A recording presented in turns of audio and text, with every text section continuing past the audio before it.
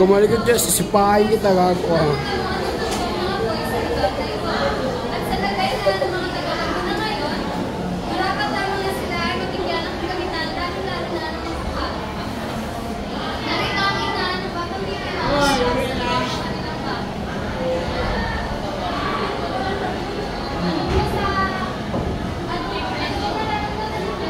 Ang init!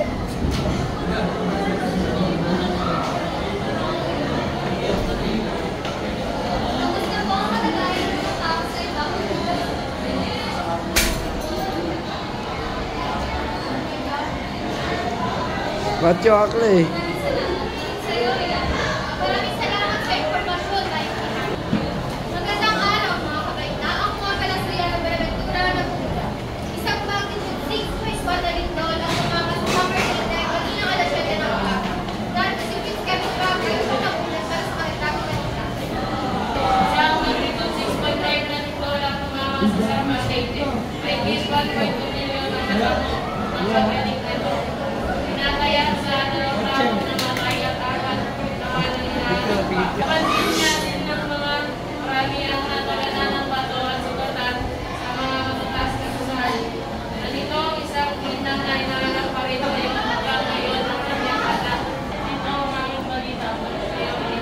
Maraming salamat sa Kevin Bagay. Para sa malagsagang informasyon, tututok naman sa balita ko. Salamat. Narinig ko kami yung pagkakasin na may isip pagsasimula mo ng pagsisimbakan. Sila na ay nagluluto ng pagkasal habang nag-aayos ng isa ang papel. Nagdala na ba sa akin ang Maria? Ayos ba?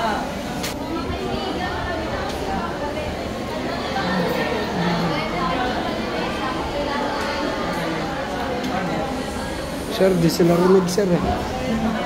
Sir.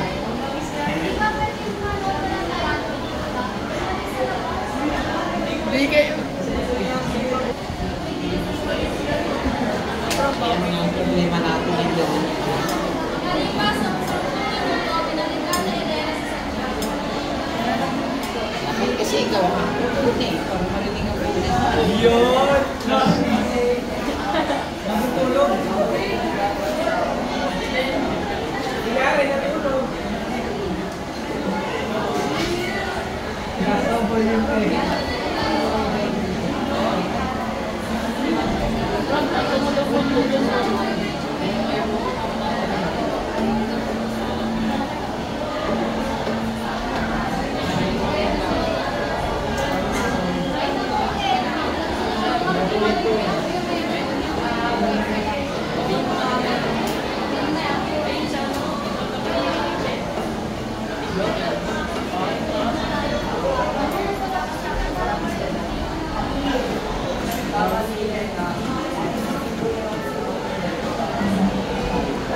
Nagtitipon ng buko, kumakain ng pandesal at magtatawa. Nakahanda na sila para muna ang simbahan. Ibon niya pa kailangan. Nawawala ang Sena habang naglalakad ang buko. Uy, nagsikelas. Makalipas ang 30 minuto na nakarating na sila sa simbahan. Magkakalimutan na kasi walang magdasal.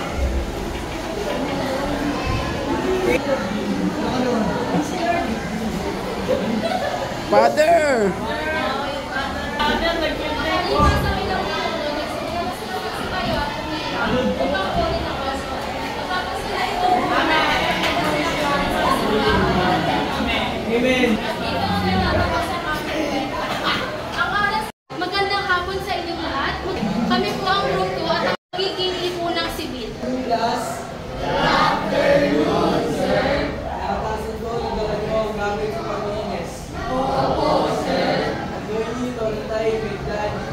na yung mga grado. Naiintindihan ba? Opo, sir. Simulan niyo na.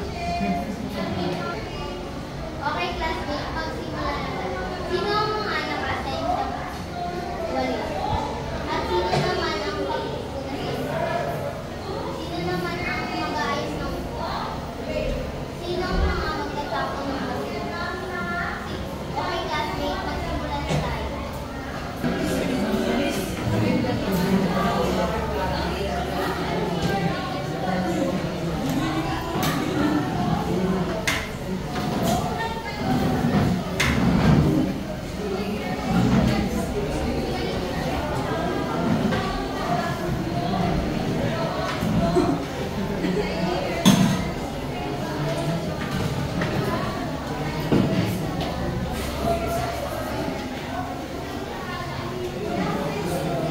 Tara na mga classmate, magkurso tayo.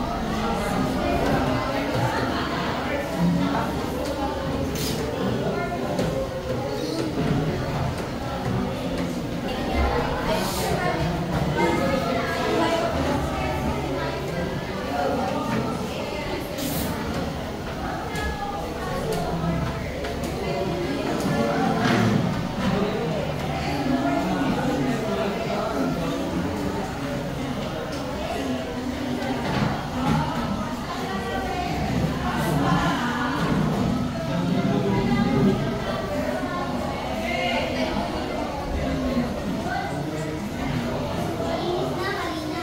Wala naman ang pagpilitin.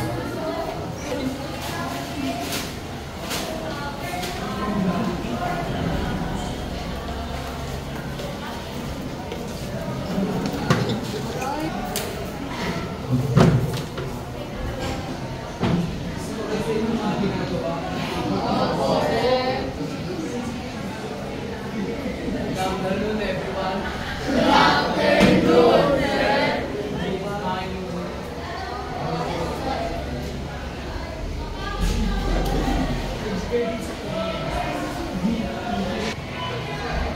Hi, Jan. Mataas mo yung natin.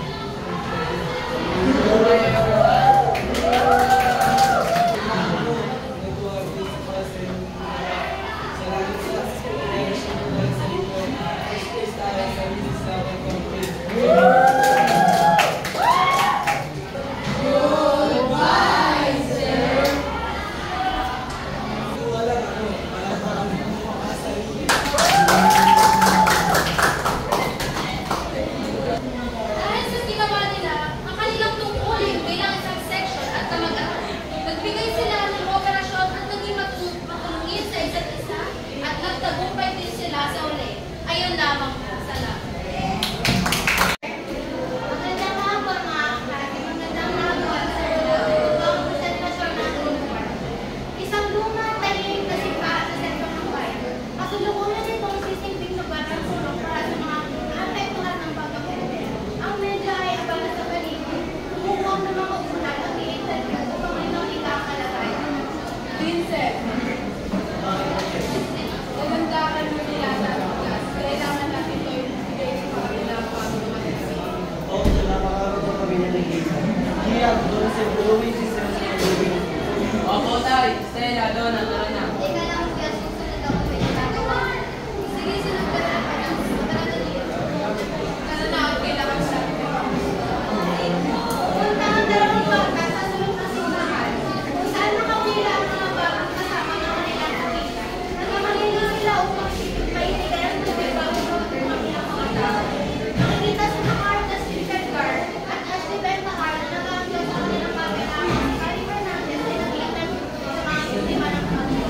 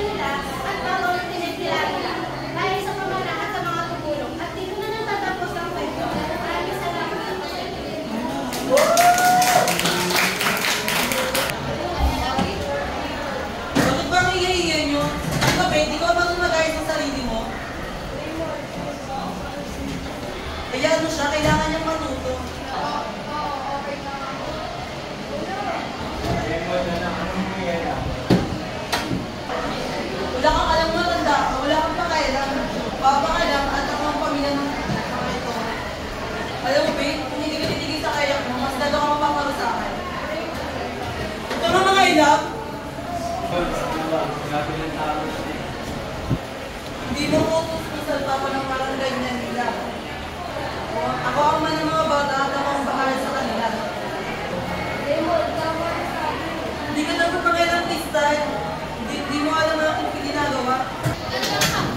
Magandang gabi po sa inyo lahat. Kailangan natin kumilok at maghanap ng solusyon para sa tribal. Ano ang hakbang ng ating gagawin? Bilang community leader, kailangan natin palakasin ang programa at association para sa mga biktima at pamilya. Kailangan natin tiyakin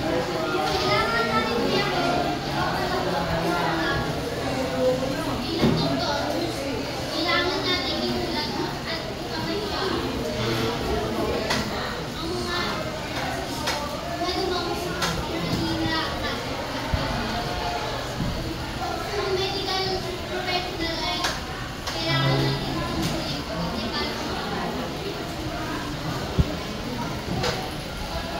Kailangan natin kumilos, kailangan natin mag-organisa ng isang protesta sa komunidad kapataas ang pamalayan tungkol sa child abuse at manawagan ng hustisya para sa mga biktima. Bilang miyembro ng Consejo, bigay tayo ng mas maraming solusyon para sa mga biktima at pamilya. Gagawa tayo ng tulong sa susunod na linggo upang kasamahin ang mga posibleng solusyon. Bilang isang guro, kailangan natin magduso na makilala ang mga palatandaan ng child abuse. Tayo ay magsasagawa ng mga seminar para sa mga guro at magulang. Kailangan natin mag-isa at trabaho na sa ito para sa organisasyon natin.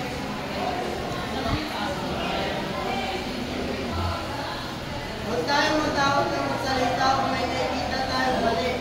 Ang pagiging tahimik ay hindi sagot. Ang pagkilos ay kailangan natin. Kailangan natin magbigay ng mga servisyo at programa sa mga pulis na makakatulong sa mga biktima at sa kanilang mga pamilya. Meron din tayong mga programa sa ating komunidad, sa pamilya, na kailangan at maaari rin silang maipagpunayan sa damo informasyon.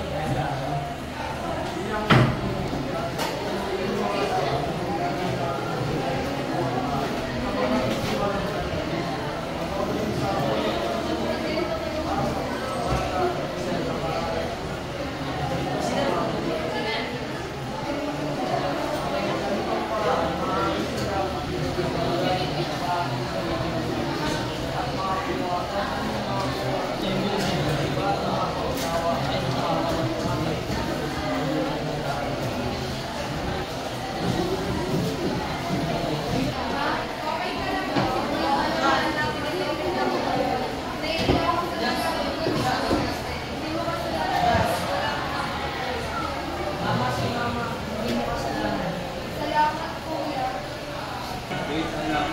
Alam ko ngayon ang pinagdaan mo magkalatandaan mo.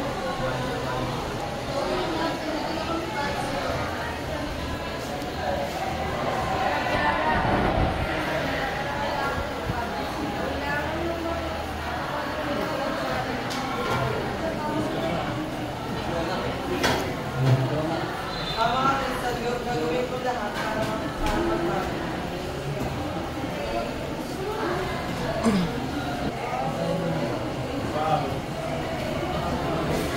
Magandang hapon po sa inyong lahat. Kami po ang pang-2. Ngayon po gaganapin ang aming presentasyon sa pamamagitan ng pag-role. Ang role-play na ito ay tungkol sa paaralan at pinapakita kung paano pagtulungan at magkaisa. Sa isang ordinaryong silid-aralan, nagaganap ang isang hindi karaniwang kwento ng pagtutulungan, pagkakaisa at paggalang. Sumali sa amin habang sinusubaybayan natin ang mga estudyante ito habang naglilinis na kanya silid-aralan at natuto ng mga mag-aral sa proseso. Kaya lang, yun, para di pa nalilinis. Oo nga, Cardano, tulungan lang kita sa mabigat ng galang.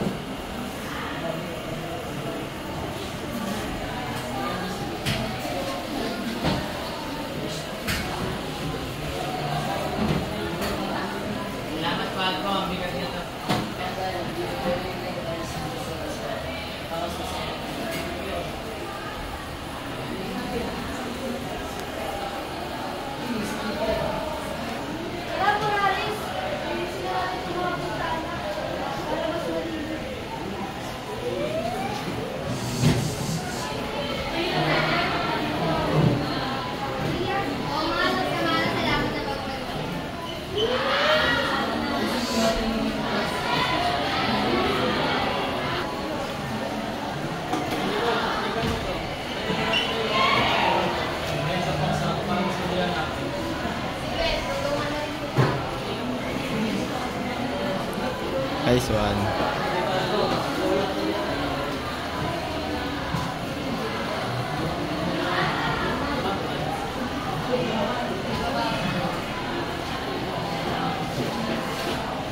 Ay, mga kaibigan, pakaya sa mga pag-iintandaan na kailangan natin matapos ito. Sige, sandali lang.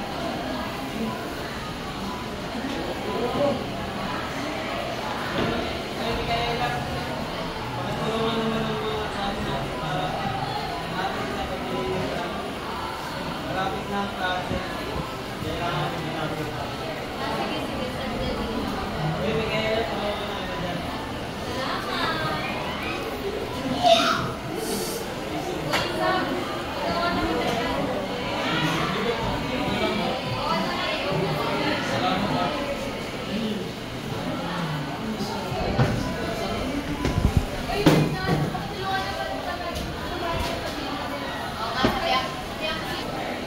Magaling! Nakita ko ang pagtutulungan at pagkakaintindi. Tandaan, mahalaga ang pagtutulungan para magkaroon ng kapayapaan. Sa pamamagitan ng aming role play, nais namin ipakita ang halaga at pagtutulungan at pamumuno ng isang komunidad. Sana nagbigay ito ng inspirasyon sa inyo na maging mas aktibo sa pagtutulungan at pagkakaisa. Magaling!